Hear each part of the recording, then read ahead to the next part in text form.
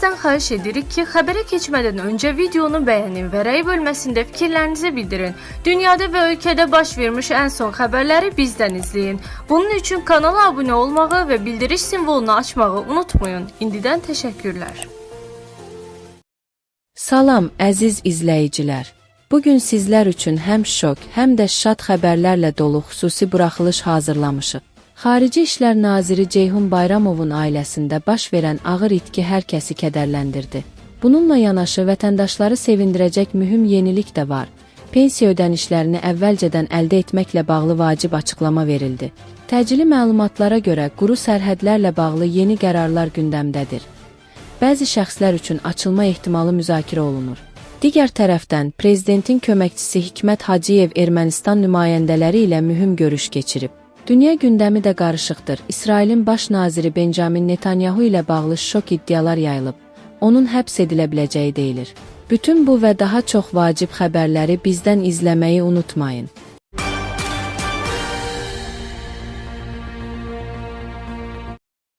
Xarici İşlər Naziri Ceyhun Bayramova itki üz verib.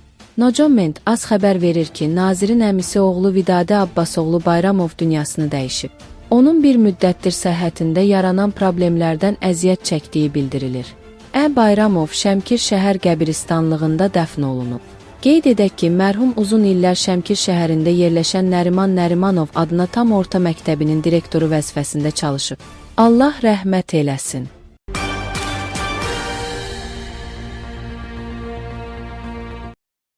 Bir sıra ölkələrdə vətəndaşlara pensiya yığımlarından yalnız təqaüd yaşına çatdıqdan sonra deyil, daha əvvəl də ipoteka kreditlərinin ödənilməsi, təhsil xərcləri və ya digər sosial ehtiyaclar üçün istifadə etmək imkanı yaradılıb.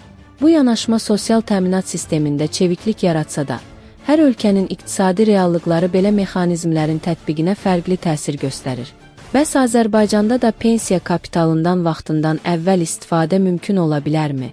Nocoment az xəbər verir ki, mövzu ilə bağlı danışan iqtisadçı Asif İbrahimov bildirib ki, bəzi ölkələrdə belə praktika tətbiq olunsa da, Azərbaycanın mövcud pensiya sistemi buna uyğun deyil.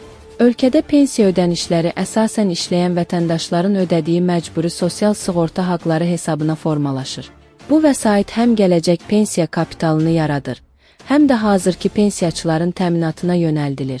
Mövcud şəraitdə toplanan vəsait pensiya ödənişlərini tam qarşılamağa kifayət etmir və hər il dövlət büdcəsindən əlavə maliyyə dəstəyi ayrılır. Bu isə sistemin artıq müəyyən yük altında fəaliyyətini ifadə edir. Asif İbrahimovun fikrincə, əgər vətəndaşlara pensiya kapitalını vaxtından əvvəl çıxarmaq imkanı verilsə, bu Dövlət Sosial Müdafiə Fondunun maliyyə sabitliyinə ciddi təsir göstərə bilər. Belə bir addım fondun vəsaitlərinin azalmasına, nəticədə isə pensiya ödənişlərində çətinliklərin yaranmasına səbəb olacaq.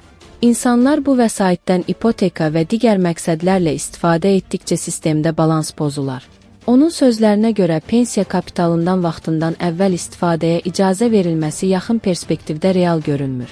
Ekspert hesab edir ki, hazırki şəraitdə əsas prioritet mövcud pensiya sisteminin davamlılığını qorumaq və maliyyə dayanıqlığını təmin etməkdir.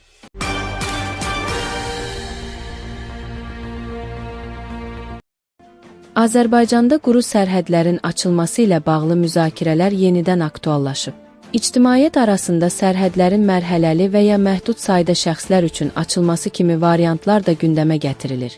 Bəs belə bir modelin tətbiqi mümkündürmü və bu hansı nəticələrə səbəb ola bilər? Nocoment az xəbər verir ki, mövzu ilə bağlı açıqlama verən AK Partiya sədri Tural Abbaslı bildirib ki, hazırda quru sərhədlərdən istifadə ilə bağlı müəyyən istisnalar mövcuddur.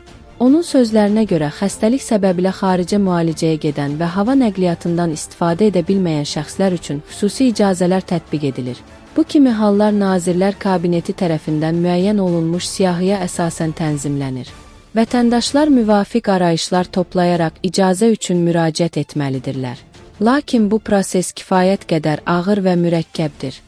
Quru sərhədlərin yalnız məhdud sayda insan üçün açılması ideyası anlaşılan deyil və əlavə problemlər yarada bilər. Partiya sədri ümumilikdə quru sərhədlərin tam açılmasının tərəfdarı olduğunu bildirib. Onun sözlərinə görə yay mövsümünün yaxınlaşması ilə vətəndaşların xaricə səyahəti üçün quru sərhədlər daha əlverişli imkan yaradır. İnsanlar hazırda müəyyən çətinliklərlə üzləşir. Quru sərhədlər vasitəsilə səyahət həm daha rahat, həm də daha ucuz başa gəlir. Eyni zamanda turistlərin, xüsusilə Rusiyadan gələnlərin Azərbaycana axını da məhz quru sərhədlər vasitəsilə daha sərfəli olur. Bu isə ölkə iqtisadiyyatı üçün əlavə gəlir deməkdir, ekspert bildirib. Tural Abbaslıoğlu da qeyd edib ki, quru sərhədlərin bağlı qalmasının səbəbləri ictimaiyyətə açıq şəkildə izah edilmir. O bildirib ki, dünyada müxtəlif münaqişələrin baş verdiyi dövrlərdə belə bir çox ölkələr sərhədlərini tam bağlamayıb.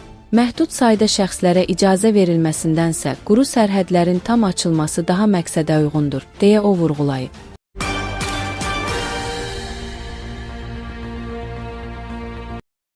Qəbələ şəhərində Sülh Körpüsü təşəbbüsü çərçivəsində Azərbaycan və Ermənistan vətəndaş cəmiyyətlərinin nümayəndələrinin iştirakı ilə keçirilən ikitərəfli dəyirmi masa çərçivəsində Azərbaycan prezidentinin köməkçisi, Prezident Administrasiyasının Xarici Siyasət Məsələləri şöbəsinin müdiri Hikmət Hacıyevlə görüş baş tutub. Nocoment az xəbər verir ki, görüş zamanı Hikmət Hacıyev iştirakçılarla fikir mübadiləsi aparıb, həmçinin erməni nümayəndə heyətinin suallarını cavablandırıb. Görüşdə Azərbaycan hökumətinin sülh gündəliyinə sadiqliyi vurğulanıb. Ölkəmizin Vaşinqtonda Ermənistanla Azərbaycan arasında razılaşdırılmış sülh gündəliyinə və Vaşinqton sammitinin ruhuna sadiqliyi bir daha diqqətə çatdırılıb. Həmçinin iki ölkə arasında ticarət münasibətlərinin yaranması və Azərbaycan ərazisindən Ermənistana məhsulların tranzit keçidinin təmin olunduğu qeyd edilib. TRIP layihəsinin həyata keçirilməsi və bunun bölgədə ab-havanın, bütün bir regionun nəqliyyat mənzərəsinin dəyişəcəyinə xidmət göstərəcəyi bildirilib. Hacıyev qeyd edib ki, Azərbaycan və Ermənistan arasında sülh gündəliyi üzrə danışıqlar ikitərəfli xarakter daşıdığı kimi, vətəndaş cəmiyyətləri arasındakı bu mübadilələrin və etimad quruculuğu tədbirlərinin də ikitərəfli xarakter daşıması vacibdir.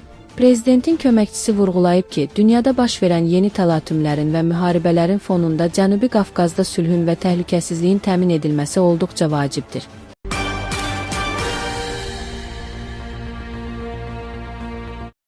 İsrail mediasının yaydığı məlumata görə, ölkənin baş nazirinin dəftərxanasının bufetində çalışan 49 yaşlı əməkdaş Qüds Əmək Məhkəməsinə müraciət edərək iddia qaldırıb. Şikayətçi hökumət başçısının həyat yoldaşı tərəfindən təhqir olunduğunu və qanunsuz şəkildə işdən çıxarıldığını bildirib. Nocoment az xəbər verir ki, iddiaçının sözlərinə görə Sara Netanyahu onu sistemli şəkildə aşağılayıb. İddia sənədində qeyd olunur ki, epizodların birində Sara Netanyahu hətta Binyamin Netanyahunun gözü qarşısında sinidəki pomidor və zeytunları işçinin üstünə atıb. Hadisədən sonra qadının baş nazirin kabinetinə girişi qadağan edilib. Daha sonra isə o tamamilə işdən kənarlaşdırılıb. Baş nazirin dəftərxanası və Sara Netanyahunun yaxın ətrafı bütün ittihamları rədd edərək, bunları tamamilə yalan adlandırıb. Rəsmi açıqlamada iddiaçının baş nazirin xanımı ilə heç vaxt təmasda olmadığı iddia edilib.